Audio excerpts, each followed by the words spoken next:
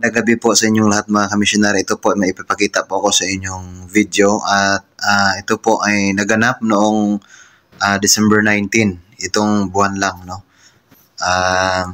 Ito po ay nangyari talaga doon sa aming lugar at hindi lang ito isang bisis niya ginagawa. Hindi lang sa kapatid ko, sa akin din at sa ibang mga tao ginawa na yan. Panoorin niyo mga kamisyonary. Isa ka bro.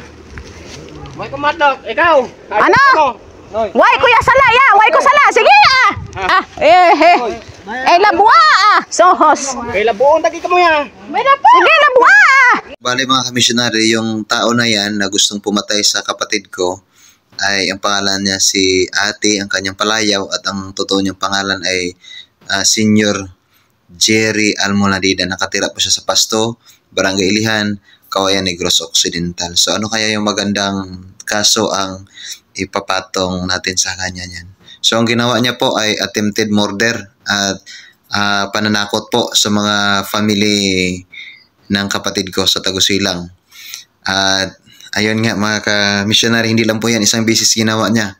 Hindi lang po yan sa kapatid ko, ginawa niya rin yan sa akin, ginawa niya rin yan sa iba kong mga kapatid, ginawa niya rin yan sa ibang mga tao na nakatira po doon sa Pasto. So nawa po sa mga nakapagpanood nito, nanonood nito, i-share po natin, pasikatin po natin yung taong ito, ang tapang niya.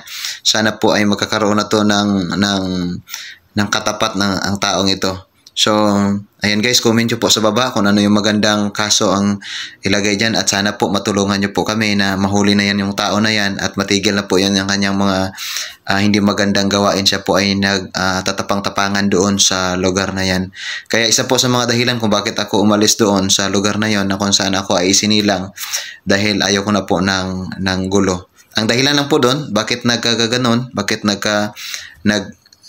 ganyan-ganyan, napakagulo, dahil po sa tao na yan. At siguro masasabi ko, napakasakim talaga niyan.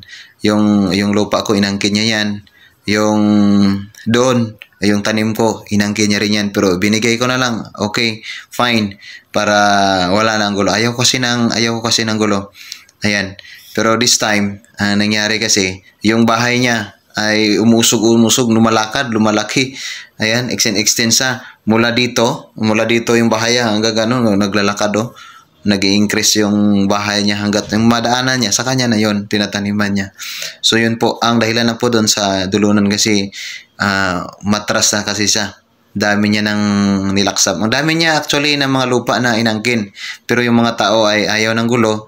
Pero this time, yung kapatid ko ay nag-usap sila ng stepfather ko, ng tatay niya. At ang nangyari doon, dahil sa sobrang galit niya sa kanyang papa, sa kanyang father, tinaga niya po yung kanyang tanim na saging sa galit niya. So ngayon, itong tao na ito, nag-react po siya dahil sabi niya daw, siya ay na-insult. Wala naman siyang pakialam doon. Ang nag-uusap lang naman doon, yung mag-ama lang naman. Na-insult daw siya.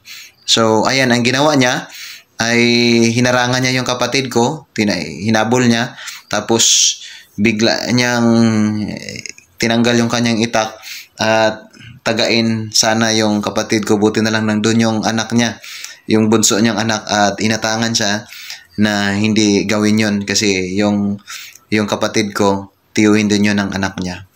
So, ako po ay naawa sa kanyang mga anak, pero sa kanya hindi po ako naawa. Ano kaya guys yung magandang gagawin natin sa kanyang ito? So, share na lang po ng video na ito. Pasikatin natin tong tao na ito.